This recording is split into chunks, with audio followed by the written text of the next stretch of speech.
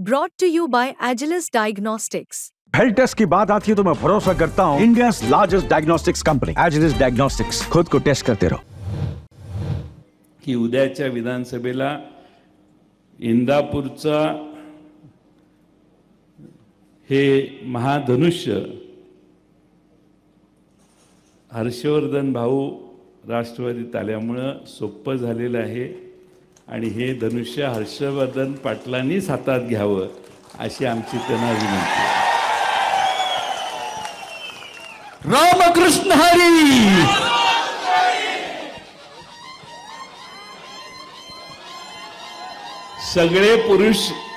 सगळ्या पुरुषांनी जल्लोष केला। आमच्या लाडक्या भगिनींच्याकडून आवाज यायला पाहिजे।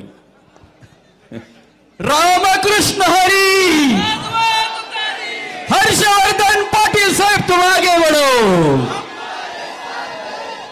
मला महाविकास आघाडीच्या जागा वाटपाचा निर्णय झाल्याशिवाय उमेदवारी जाहीर करता येत नाही।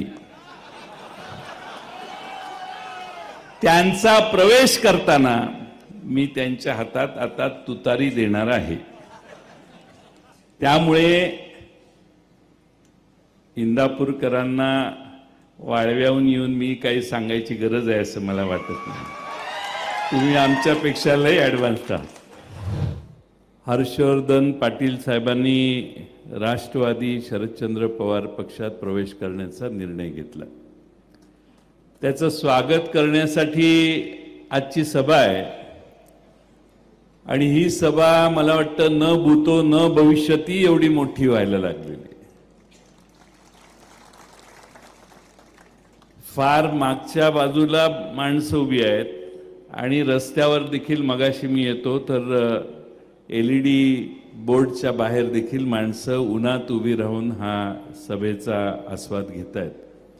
प्रचंड मोठ्या प्रमाणात आपण सगळे इथे एकत्रित आलेला आहात। तुम्हा सगळ्यांच्या हजेरीने इंदापूर विधानसभेचा निकाल काय लागणार हे आता जाहीर झाले असं मला वाटतं। एक काळ असा होता 2019च्या सुरुवातीला की आमच्यातून एक एक नेते पक्ष सोडून जात होते। त्यावेळी मी भाषण महाराष्ट्रात करत सांगायचो, अ गेला तरी चालेल, ब गेला तर चालेल, क गेला तर चालेल, ड गेला तर चालेल, कारण शरद पवार नावाचं विद्यापीठ आमच्याकडे आहे। शून्यातून जग निर्माण करण्याची ताकद ज्या नेतृत्वात आहे आणि ते एकदा नाही आयुष्यात 4 वेळा ज्यांनी करून दाखवलेलं आहे त्या शरद पवार साहेबांच्या राष्ट्रवादी काँग्रेसमध्ये तुम्ही सगळे पुन्हा प्रवेश करतात। तुम्हा सगळ्यांचं मी पहिल्यांदा मनपूर्वक स्वागत करतो। महाराष्ट्रातली जनता ही छत्रपती शिवाजी महाराजांच्या मागे का उभी राहिली, त्यांना आजही माणसं का विसरू शकत नाहीत, तर महाराष्ट्राला लढणारा नेता पाहिजे असतो। लढणाऱ्या नेत्याच्या मागे उभा राहण्याची महाराष्ट्राची मराठी माणसाची पद्धत आणि मानसिकता आहे। दिल्लीवाल्यांनी जेव्हा जेव्हा जबरदस्ती केली तेव्हा तेव्हा शरद पवार साहेबांनी मराठी स्वाभिमान दाखवण्याचं काम केलं आणि आज देखील मागच्या काही वर्षात दिल्लीश्वर हे शरद पवार साहेबांना नमवण्याचे आटोकाट प्रयत्न करत होते। सर्व मार्गाचा अवलंब झाला। अगदी शरद पवार साहेबांना 19च्या निवडणुकीच्या आधी ईडीची नोटीस देखील आली। पवार साहेबांना मोडल्यानंतर महाराष्ट्र मोडता येईल अशी भावना या लोकांची होती आणि हा महाराष्ट्र मोडण्याचं काम हे आज नाही सतत 10 वर्ष दिल्लीत बसून काही लोक करतायत आणि म्हणून स्वाभिमानी माणसं आज पुन्हा पवार साहेबांच्या मागे उभी राहिली आहेत। 2019 साली हर्षवर्धन पाटील साहेब हे भारतीय जनता पक्षात त्यावेळच्या काही प्रश्नांमुळे गेले। पण हर्षवर्धन भाऊ, तुमचं स्वागत करताना मी असं म्हटलं तर काही फार वेगळं वावगं नाही की तुम्ही स्वगृही येताय. खरं मूळ घर तुमचं हेच होतं, यापूर्वीच यायला पाहिजे होता, पण आमच्या घरात जरा गर्दी होती त्यामुळे तुम्हाला येता आलं नाही. आज तुम्ही येताय ह्याचा आम्हाला आनंद आहे. विचाराची फारकत नाही आहे. बहुजन समाजाचं राजकारण करण्याची पवार साहेबांची भूमिका आहे. महाराष्ट्रात शाहू फुले आंबेडकरांचा विचार उजवा ठरला पाहिजे. बहुजन समाजाचा उद्धार शाहू फुले आंबेडकरांच्या विचारानेच होऊ शकतो, ही भूमिका शरद पवार साहेबांनी कायम जपली आहे. आणि आजही कितीही त्यांच्यावर हल्ले झाले तरी पवार साहेब बहुजन समाजाचा विचार खांद्यावर घेऊन 30 पताका घेऊन आज चालतायत. आणि म्हणून महाराष्ट्र पुन्हा एकदा त्यांच्या बरोबर यायला लागलाय. अनेक प्रश्न आपल्या समोर आहेत. उद्या विधानसभेच्या निवडणुका आहेत. लोकसभेच्या निवडणुकीत ज्या बहिणी लाडक्या नव्हत्या त्या अचानकपणाने लाडक्या झाल्या, हे आधी बोलण्यात आलेलंच आहे. पण हे फक्त लाडक्या बहिणींनो फक्त 2 महिन्यासाठी. निवडणुकीत एकदा शिक्का मारून 5 वाजता तुम्ही बाहेर आल्या की पुन्हा तुम्हाला तीच वागणूक दिली जाणार जी लोकसभेत या भागात बहिणींना द्यायची प्रथा आहे. त्यामुळे सावत्र भावाच्या प्रेमाला भाळून काही चुका होता कामा नयेत. तुमचा सख्खा भाऊ महाविकास आघाडीत आहे आणि तो महाविकास आघाडीचा भाऊ तुमच्यासाठी याच्यापेक्षा चांगल्या योजना आणेल, हे तुमच्या डोक्यात ठेवा. महाराष्ट्रामध्ये काय चाललंय, माझ्या आधी खासदार कोल्हे साहेबांनी सांगितलं. 4-8 दिवसाने अशी घटना महिलांच्या वरच्या अत्याचारातली होते की महाराष्ट्र थक्क होऊन पाहत जातो. महाराष्ट्राच्या गृहमंत्र्यांच्या हातात काही राहिलेलं नाही. गृहमंत्री नागपूरच्या पोलीस स्टेशनमध्ये टेबलवर बसून पोलीस जुगार खेळतानाचे फोटो महाराष्ट्रात मधल्या काळात व्हायरल झाले. 2-4 मगाच्या घटना ज्याचा उल्लेख झाला त्या ऐकल्यावर थरकाप उडतो आणि आमच्या घरातल्या भगिनींच्या सुरक्षिततेचा खरा प्रश्न तयार होतो. आमची भगिनी बाहेर गेली तर संध्याकाळी परत सुरक्षित येईल की नाही ह्याचा पत्ता नाही. आमची लहान मुलगी शाळेत पाठवली तर तिच्या सुरक्षिततेचा प्रश्न आहे. अनेक गुन्हे हे महिलांच्यावरचे अत्याचाराचे महाराष्ट्रात घडत आहेत आणि त्यासाठी महाराष्ट्रातला प्रत्येक पालक आज चिंतातुर आहे. महाविकास आघाडीचं सरकार, हर्षवर्धन भाऊ, 200% महाराष्ट्रात येणार आहे, काही चिंता नाही.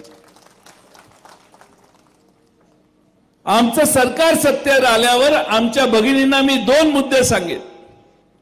आमचं सरकार ज्यावेळी सत्तेवर येईल त्यावेळी या महायुतीने तुम्हाला जे योजने माध्यमातून चुचकारण्याचा प्रयत्न केलाय तो विचार न करता केलेला आहे, गडबडीत आणि घाई गडबडीत केलाय.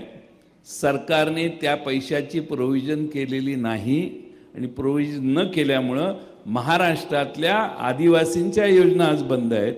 सामाजिक न्याय मागासवर्गीय समाजाच्या योजना बंद आहेत. महाराष्ट्रातले कॉन्ट्रॅक्टर थोड्या दिवसांनी आत्महत्या करतील अशी महाराष्ट्रातल्या कामांची परिस्थिती आहे. आम्ही मात्र सरकारमध्ये आल्यानंतर तुमच्या या योजना अधिक बळकट करू, अधिक ताकदीनं राबवू आणि तुम्हाला याच्यापेक्षा चांगल्या व्यवस्था महाराष्ट्रात निर्माण करून देऊ.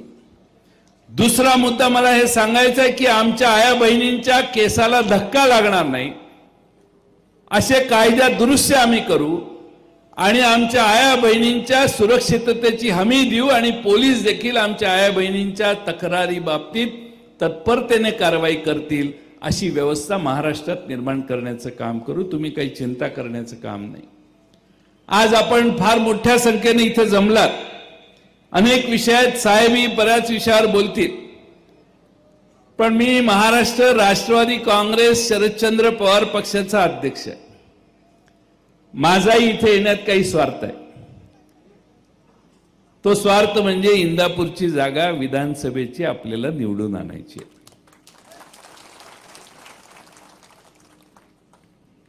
आमचा पक्ष फुटल्यानंतर या मतदारसंघात अनेक लोकांनी पवार साहेबांना जीवापाड प्रेम करून साथ दिली, नाही असं नाही, पण राजकारणामध्ये यशापर्यंत पोहोचण्याची आवश्यकता असते, संख्येला जास्त महत्त्व असतं आणि म्हणून महाराष्ट्रामध्ये काही स्थित्यंतर आपल्याला आता दिसायला लागलेली आहे।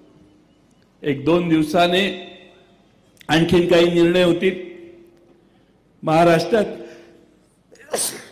महाराष्ट्रामध्ये अशी मानसिकता झालेली आहे की आपण पवार साहेबांच्या तुतारीच्या बाजूने उभा राहिलो तर आपल्याला चांगलं यश मिळेल, आणि ती मानसिकता असणाऱ्या आमच्या महाराष्ट्रातल्या अनेक ठिकाणी लोक आज राष्ट्रवादी काँग्रेस पवार साहेबांच्या नेतृत्वाखाली काम करण्यासाठी उत्सुक झालेली आहेत।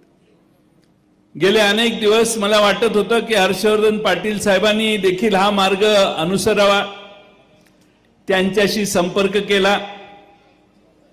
लोकसभेच्या आधीपासून, आत्ता नाहीये, लोकसभेच्या आधी मी त्यांना फोन केला आणि मी म्हटलं बघा काही जमलं तर आपल्याला लोकसभा महत्त्वाची आहे आम्हाला।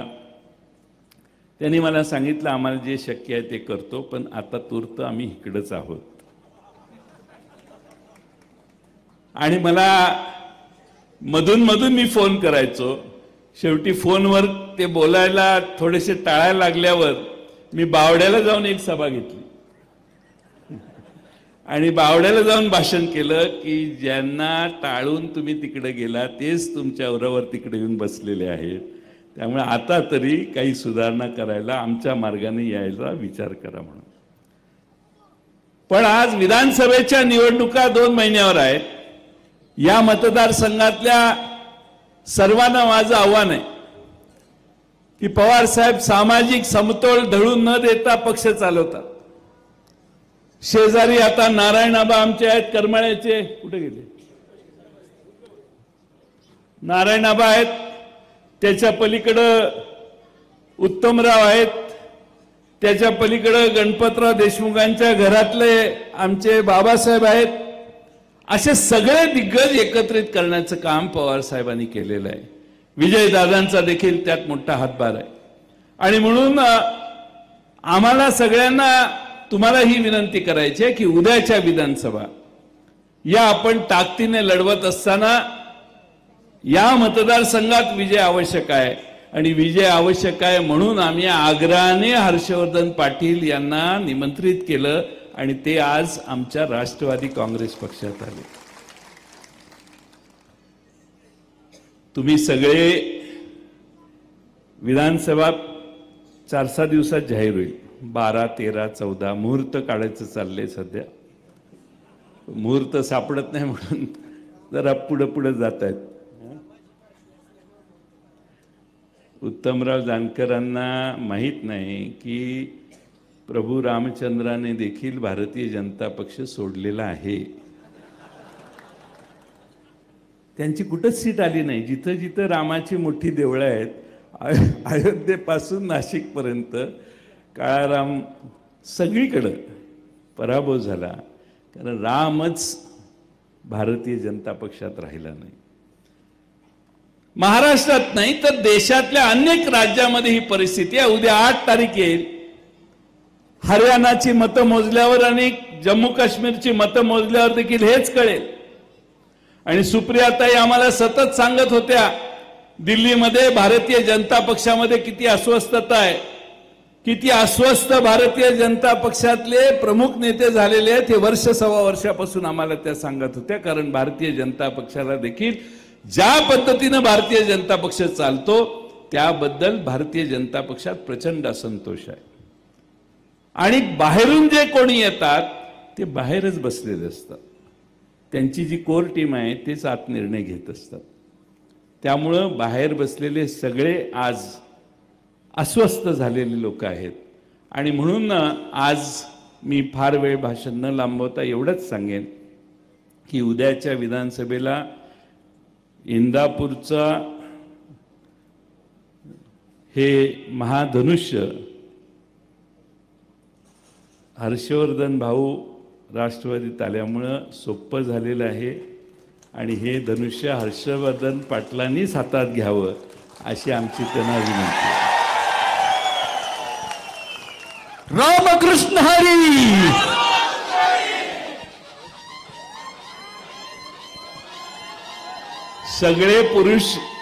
सगळ्या पुरुषांनी जल्लोष केला. आमच्या लाडक्या भगिनींच्याकडून आवाज यायला पाहिजे. रामकृष्ण हरी. हर्षवर्धन पाटील साहेब तुम आगे बढ़ो. मला महाविकास आघाडीच्या जागा वाटपाचा निर्णय झाल्याशिवाय उमेदवारी जाहीर करता येत नाही. त्यांचा प्रवेश करताना मी त्यांच्या हातात आता तुतारी देणार आहे. त्यामुळे इंदापूरकरांना वाळव्याहून येऊन मी काही सांगायची गरज आहे असं मला वाटत नाही. तुम्ही आमच्यापेक्षा लय ॲडव्हान्स आहात. पण आज या निमित्ताने स्वर्गीय भाऊ यांचं लहानपणी, आम्ही फार लहान असताना भाऊ आमच्या घरी यायचे. बापूंचा आणि भाऊंचा फार अतिशय उत्तम असा जिव्हाळा होता, घरगुती संबंध होते. आणि त्यामुळं भाऊंच्या घरातले हे नवनेतृत्व राष्ट्रवादीत येतंय. आता शेवटची अट सांगतो आणि माझं भाषण संपवतो. आज या हर्षवर्धन भाऊंनी सांगितलं कार्यकर्त्यांशी चर्चा केली आणि मग तिकडे गेलो इकडे गेलो. आता कार्यकर्त्यांशी चर्चा नाही, हे फायनल. हाच पक्ष आपला आणि ह्याच पक्षावर आपण भविष्य काळ लढवायचा आहे कोणत्याही परिस्थितीमध्ये. कारण पवार साहेबांनी हातात घेतलेला जो पण आहे तो पण महाराष्ट्रातल्या सामान्य माणसांच्या, शेतकरी, शेतमजूर, पददलित यांच्या उद्धारासाठी केलेला आहे. आणि आपण शाहू फुले आंबेडकरांचा विचार सांगत असू, बहुजनांचं राजकारण करण्याची तोंडात भाषा करत असू, तर भारतीय जनता पक्षाकडे आपल्याला कधी कोणाला जाता येणार नाही. मग या जनतेशी आपली प्रतारणा होईल. आणि म्हणून पूर्ण ताकदीनं मला मनापासून आनंद आहे. आमच्याकडे फार नेते नाही आहेत. तुम्हाला फार शेवटचा मुद्दा सांगतो. जयंत पाटील इकडं सांगलीकडं, अनिल देशमुख आमचे नागपूरकडे, राजेश टोपे आमचे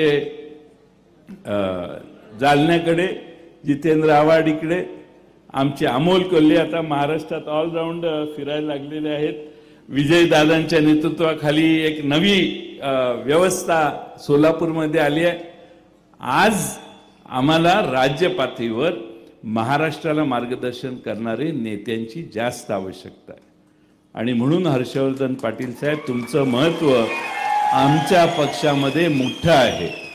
तुमचं महत्त्व आमच्या पक्षामध्ये मोठं आहे. आणि तुम्ही आता मला सांगितलं मला जबाबदारी द्या वगैरे, मी साहेबच ठरवतील. आणि पुणे जिल्ह्यातले निर्णय जयंत पाटील घेत नाही, साहेबच घेतात. त्यामुळे साहेब म्हणतील तसं. त्यामुळे तुम्हाला साहेब जे जबाबदारी सांगतील ती आपण देऊ. पण महाराष्ट्रात सर्व ठिकाणी हा पक्ष आज लोक स्वागत करतात. त्यावेळी लोकांच्यात जाऊन आपण भिडण्याचं काम करू, लोकांना सांगण्याचं काम करू. डॉक्टर अमोल कोल्हेजी आणि मी महाराष्ट्रात जवळपास 60-62 सभा घेतल्या. अजून एक 10-12 सभा आहेत. आणि इस्लामपूरला आम्ही त्याचा समारोप आमच्या शिवस्वराज्य यात्रेचा करणार आहे. आणि त्यामुळं आमच्या महाराष्ट्रातली आचारसंहिताही जाहीर थोड्या दिवसात होईल. आणि निवडणुकीला मित्रांनो सुरुवात होईल. ही निवडणूक विजयासाठी करायची आहे.